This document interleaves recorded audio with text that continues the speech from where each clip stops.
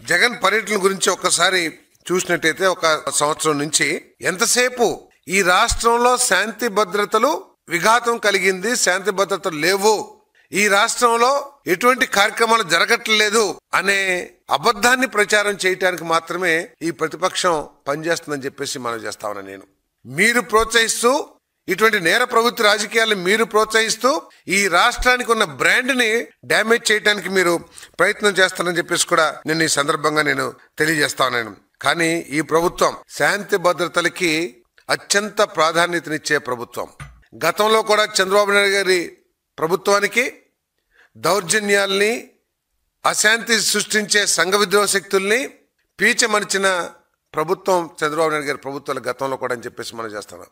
ఒకసారి ఆంధ్రప్రదేశ్ ప్రజలందరూ కూడా ఆలోచిస్తే 1990 దశకంలో హైదరాబాద్లో ఎటువంటి అల్లర్లు, కర్ఫ్యూలు ఉండేవో ఒకసారి ఆలోచించండి. ఆ కర్ఫ్యూలు, అల్లర్లు ఎప్పుడైతే మార్చిపోయినాయో అప్పటి నుంచి హైదరాబాద్ అభివృద్ధి చెందింది. చంద్రబాబు నాయుడు గారు తర్వాత ప్రభుత్వాలు కూడా చేశారని చెప్పేసి మనం చేస్తాం. సో ఈ రాష్ట్రంలో మళ్ళీ అటువంటి విధ్వంసకర రాజకీయాల్ని ప్రోత్సహించడానికి తన స్వార్థం కోసం జగన్మోహన్ రెడ్డి గారు ఇటువంటి విఘాత కార్యక్రమాలు చేస్తున్నారని చెప్పేసి మనం చేస్తాను.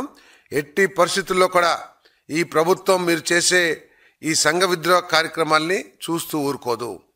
మీరు అధికారంలో ఉన్నప్పుడు దేశంలో ఎక్కడ గంజాయి లభించినా కూడా దానికి మూలాలు ఆంధ్రప్రదేశ్లో ఉన్న విధంగా మనం పత్రికల్లో చూసాం.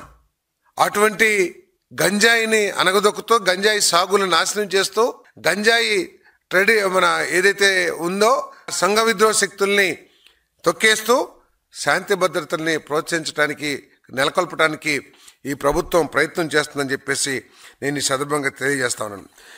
నిజాయితీతో ఈ ప్రతిపక్షానికి రాష్ట్రంలో ప్రజల సమస్యల మీద కానివ్వండి, రైతుల సమస్యల మీద కానీ చిత్తశుద్ధి ఉన్నట్లయితే ప్రజాస్వామ్యంలో అత్యున్నత స్థానం పార్లమెంటు, అసెంబ్లీ.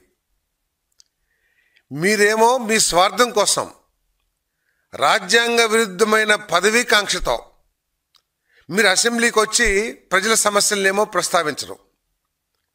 ఒకవేళ నిజంగా మీకు రైతుల సమస్యల పట్ల కానివ్వండి, లేక ఏ సమస్య, రాష్ట్రంలో ఉన్న సమస్య పట్ల మీకు చిత్తశుద్ధి ఉంటే అసెంబ్లీలో చర్చించి ప్రభుత్వాన్ని నిలదీసి ప్రభుత్వం నుంచి సమాధానం పొందడానికి ప్రయత్నం చేయాల్సింది ఒక బాధ్యత కలిగిన ప్రతిపక్షం.